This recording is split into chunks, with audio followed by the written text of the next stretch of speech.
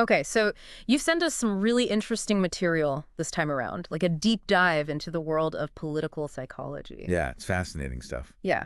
So for everyone listening, whether you're, getting ready for a meeting, trying to wrap your head around this whole field, or just genuinely curious, we've gone through these materials to pull out like the most insightful and hopefully digestible takeaways. Yeah, and most of what we'll be looking at is coming from the academic text Introduction to Political Psychology. Right. Yeah. So that's where most of our deep dive is going to come from today. Yeah, so the whole point here is to kind of walk you through some of these core ideas from psychology and how they can actually give us a way to make sense of how politics works, all the head-scratching things that happen in the political world. Right. Okay. So why don't we jump right into it? Chapter 2, Yeah, let's do it. which looks at personality and politics. Yeah, it's a fundamental concept. Yeah, it seems like it, right? It really is.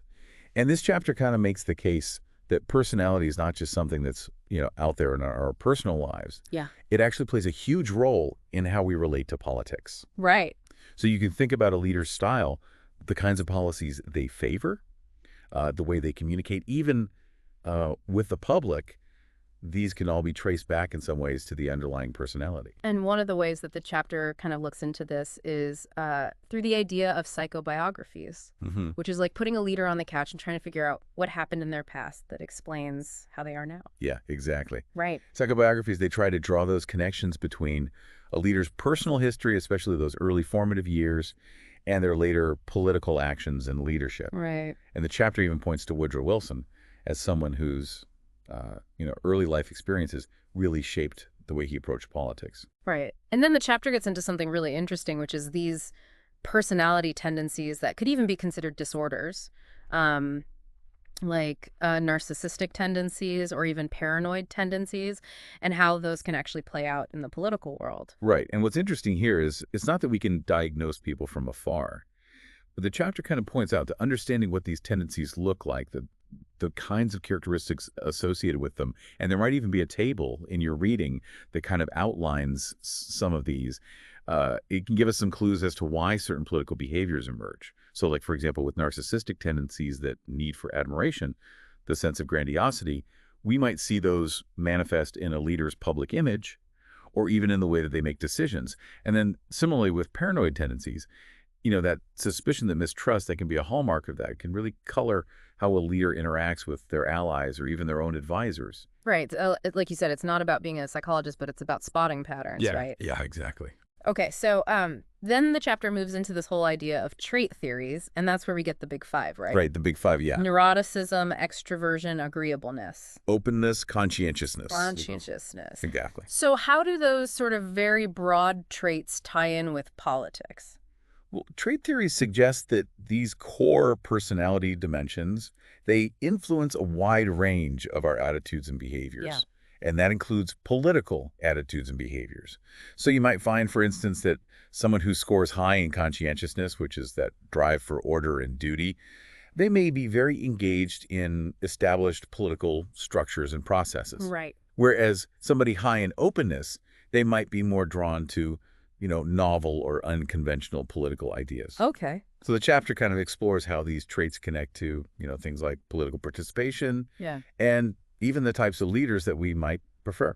And then there's the concept of the authoritarian personality, which comes from a very specific time in history, doesn't it? It does. Yeah. The idea of the authoritarian personality really emerged after World War II, largely as a way to understand the psychological underpinnings of fascism and anti-Semitism in Nazi Germany. Right.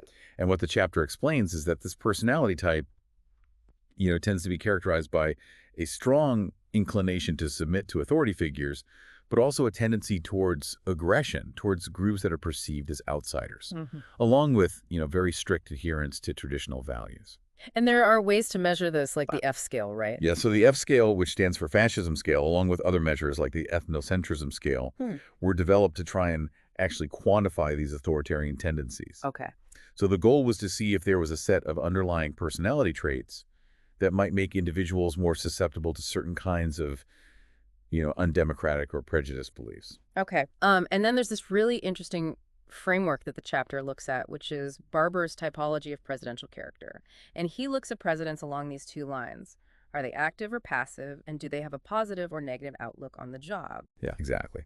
And Barber's basic idea is that how much energy a president brings to the job and whether they actually enjoy doing it are surprisingly strong predictors of how they approach the role. Mm, So, are they a hands-on problem solver who loves the political game, or are they more reactive and maybe even feel burdened by the role? right. I think there's a table in your reading, probably 2.2, that gives a nice overview of these different types.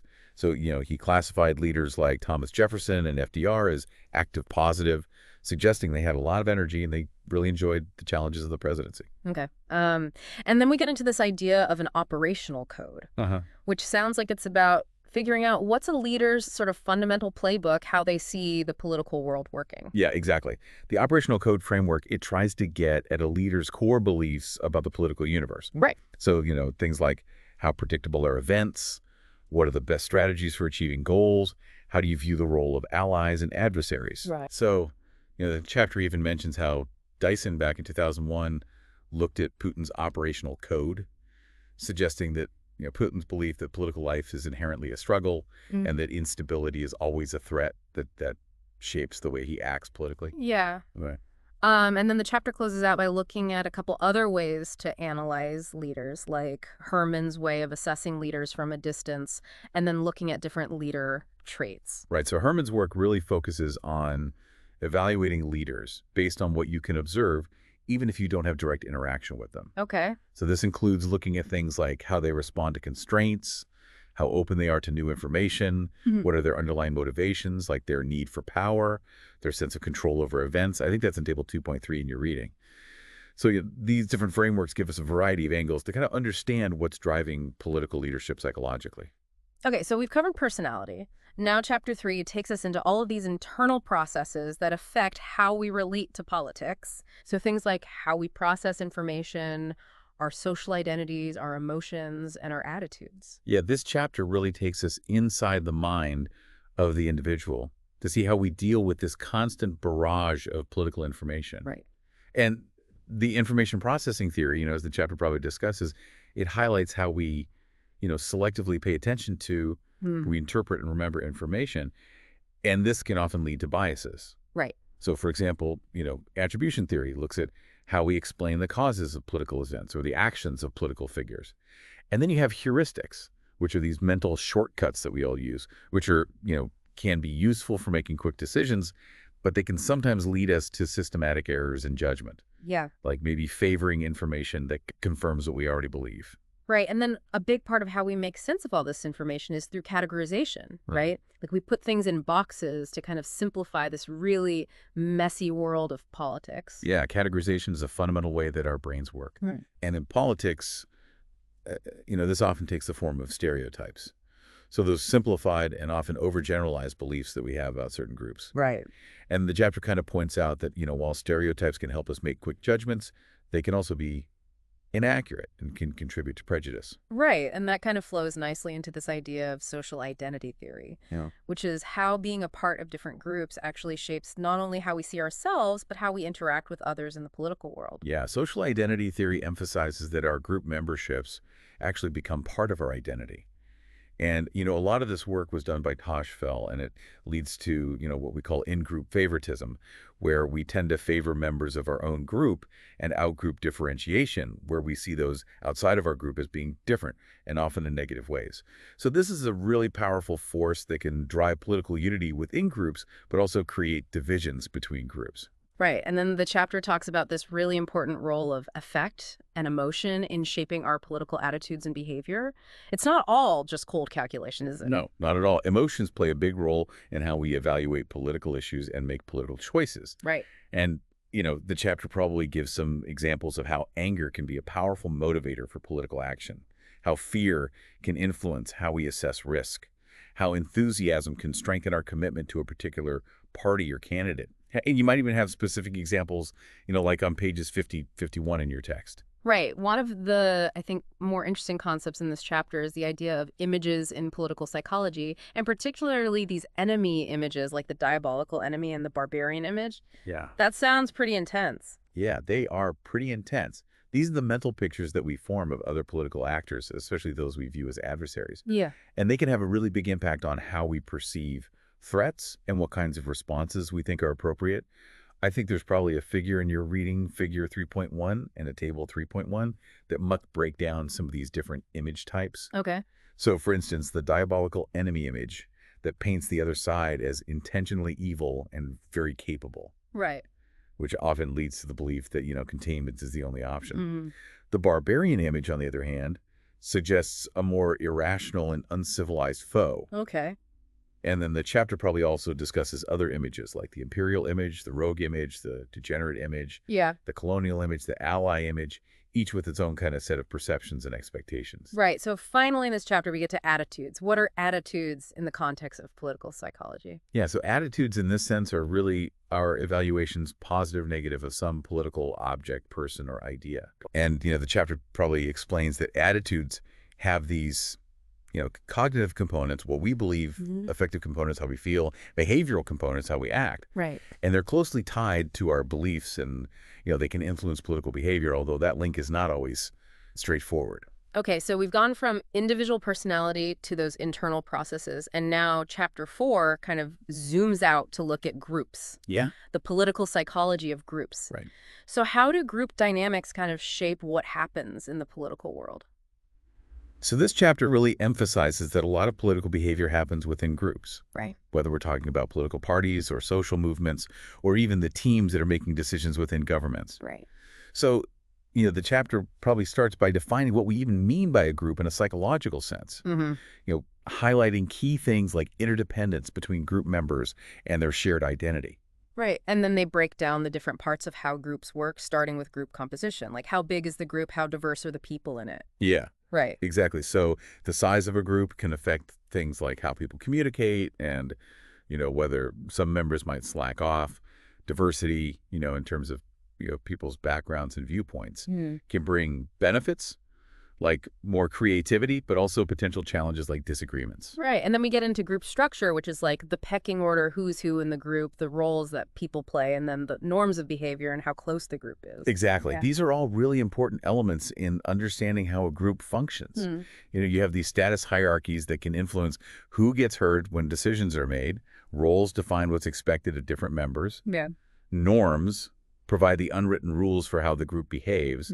And then cohesion, that sense of unity, can affect how well a group works together and how resilient it is to challenges. Right. It's interesting to think about how even those stages of group development, like forming, storming, norming, performing. Yeah. And eventually, disbanding, adjourning, Yeah. all those apply to political groups as they come together and evolve. Absolutely. Think about a political coalition. Right? They often go through these stages as they come together, initially experience some internal disagreements, figure out how to work together, actually try to achieve their goals. And then eventually they might break apart once those goals are met or if circumstances change. Right. Influence within groups is really important in politics, and the chapter talks about conformity, like going along with the group. Yeah. But then also how a minority can sometimes sway a majority. Yeah. Conformity is this tendency to align our thoughts and actions with those of the group. And it can be a very powerful force in political settings. And the chapter probably distinguishes between, informational social influence, where we go along with the group because we think they have the right information, and normative social influence, where we conform to be liked or accepted. But on the flip side, you have minority influence, which looks at how, a smaller group of individuals can sometimes change the opinions of the larger group. Right.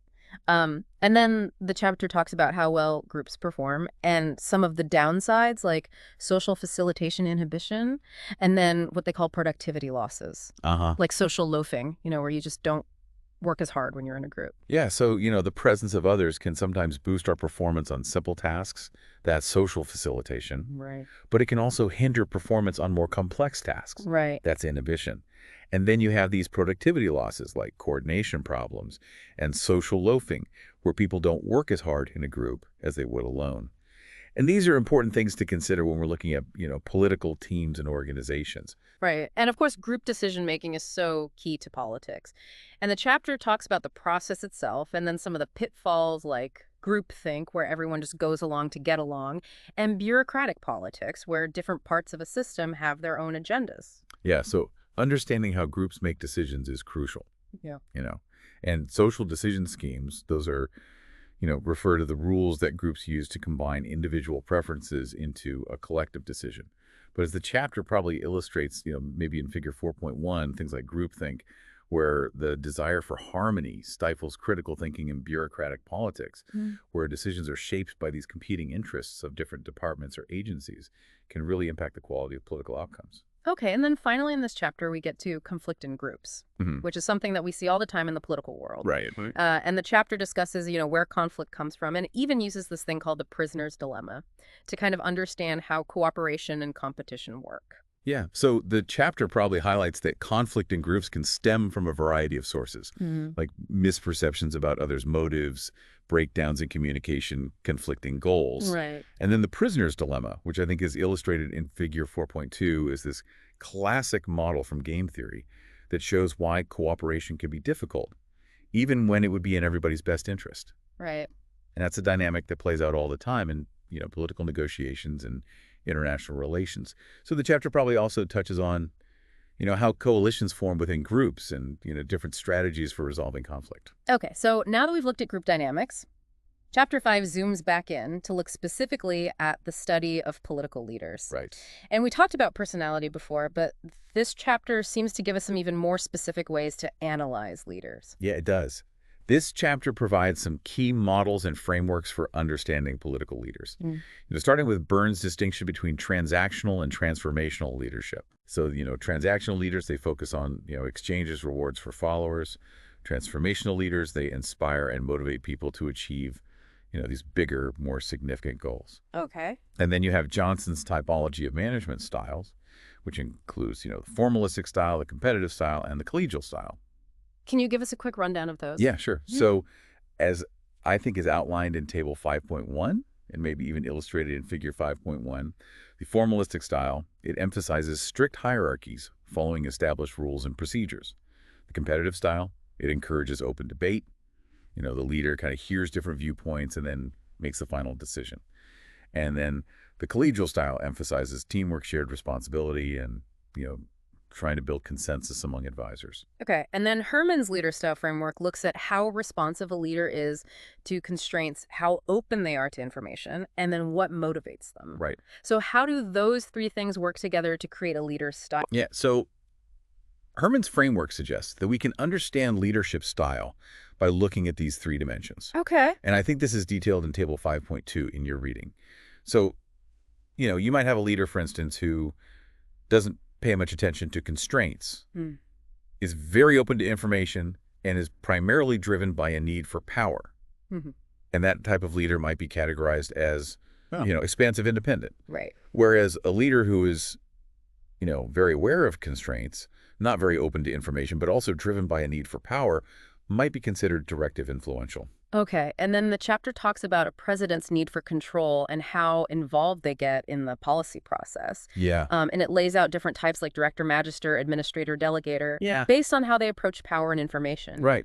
as shown in Table 5.3. Right. So these categories describe how actively a president tends to be involved in shaping policy and how much they rely on their advisors.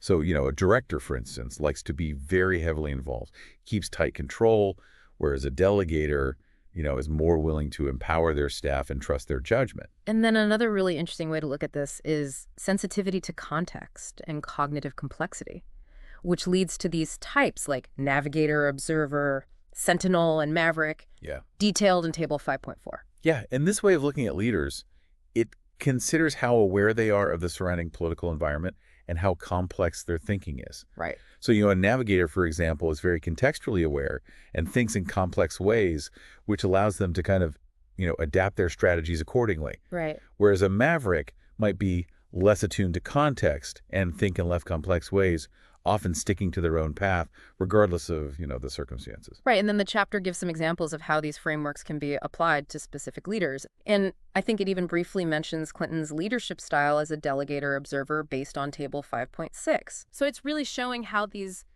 theoretical ideas can be used to think about real people. Exactly. These frameworks aren't just abstract concepts. They're tools that can help us understand what motivates leaders, how they make decisions, how they might act in different situations.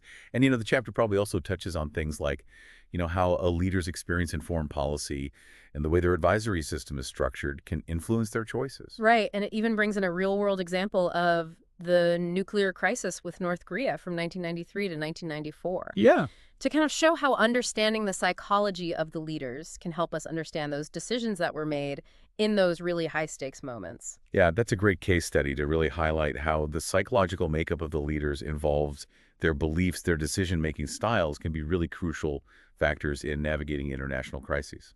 Okay, so moving on to Chapter 6, we kind of shift gears again to look at voting, the role of the media, and tolerance.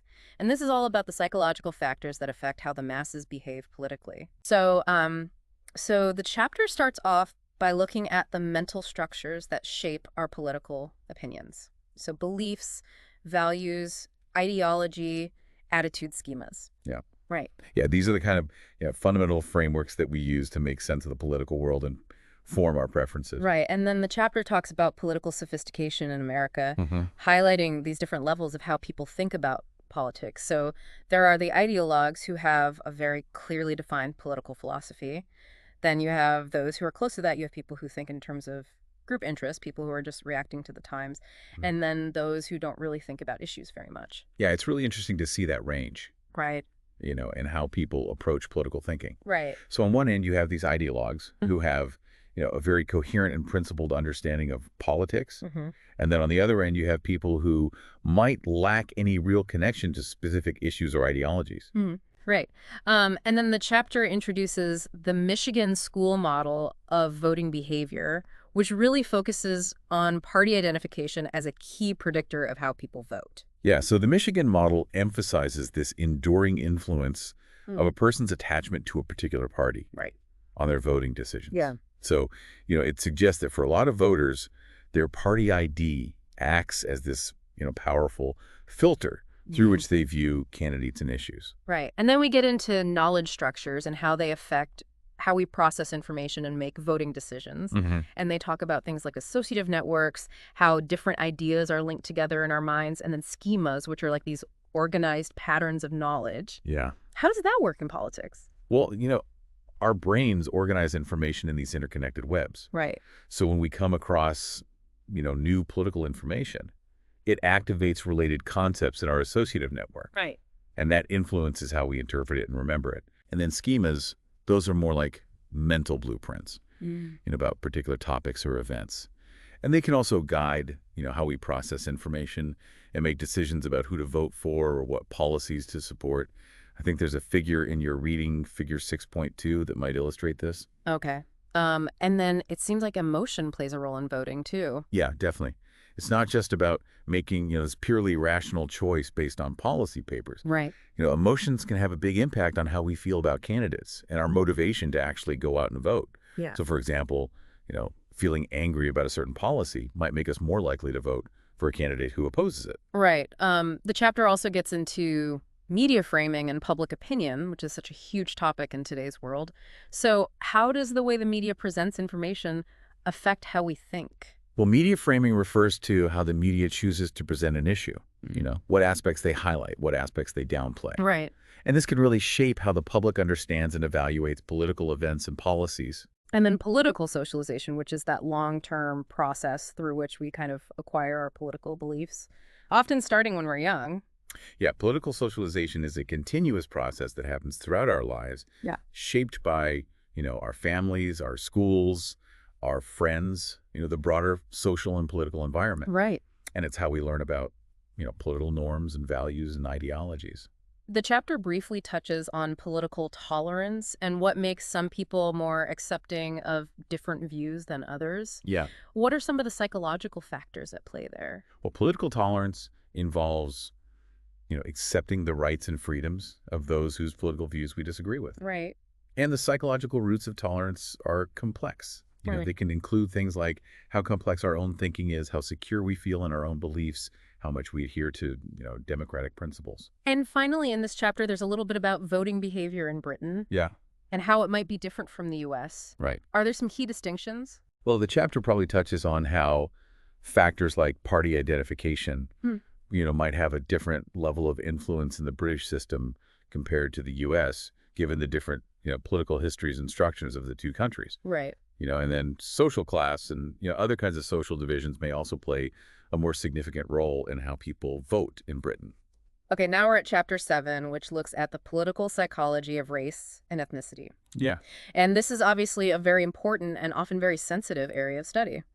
Yeah, this chapter really gets into the psychological dimensions of how different groups relate to each other. Right. Specifically, how race and ethnicity shape political attitudes and behaviors. But, it starts off by exploring, the psychological factors that contribute to racism and ethnocentrism, Yeah. examining the roots of prejudice and discrimination. And then the chapter looks at race in the United States, Brazil, and South Africa, highlighting how different historical and social contexts have led to different kinds of racial attitudes and inequalities in those countries.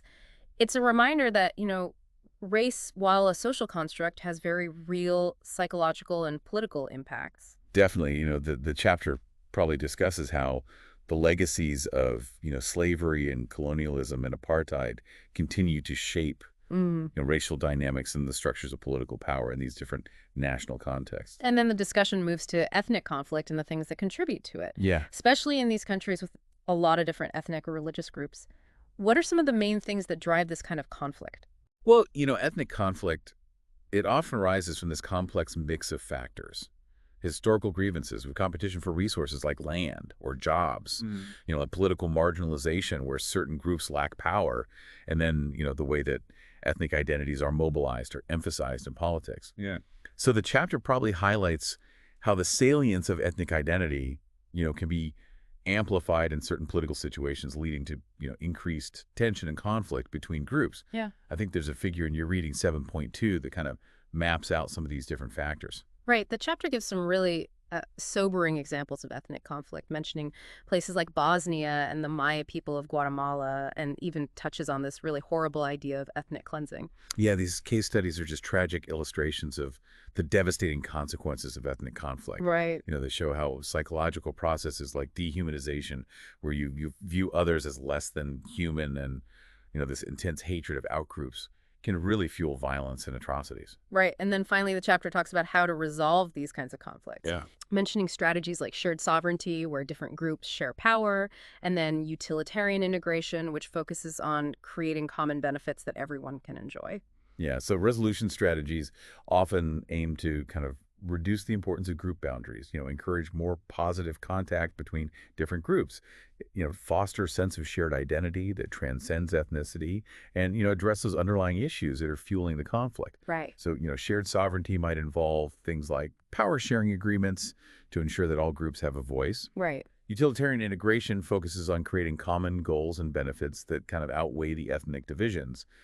And, the chapter probably emphasizes the importance of addressing psychological factors like building trust and promoting reconciliation in that peace-building process. Wow, we've really covered so much ground in this exploration of political psychology, from the nuances of personality and how our minds work to these really complex dynamics of groups and how different groups relate to each other. It's all connected in really fascinating ways. It is. And, it's remarkable how these psychological perspectives can offer such valuable shortcuts for understanding politics. By grasping those underlying motivations, the biases that we all have, the dynamics that play out in groups, we can get a much richer and more insightful view of political behavior. One of the biggest aha moments for me has been realizing how, this seemingly simple idea of in-group favoritism and out-group differentiation, Yeah. which comes from our social identities, can explain so much about the political polarization we see today. It's not just about disagreeing on policies. Right. There's this deeper psychological thing going on Absolutely. in how we define us versus them in politics. And, if you connect that to something like a leader's operational code, Right? you can start to see how, their fundamental beliefs about the world, maybe a strong sense of distrust or this conviction that conflict is inevitable could really amplify those in-group, out-group dynamics, especially in times of crisis. Yeah, this has been really eye-opening. It really makes you think about all the psychological forces that are constantly at work, shaping the headlines that we see every day. Yeah, definitely food for thought. So, for everyone listening, considering the influence of these cognitive biases that we've been talking about, how might that change the way you approach and interpret political debates or the information that you encounter in the media? That's something to really think about. That's a great question. Thank you for sharing your sources with us and for joining us on this deep dive into political psychology. Until next time.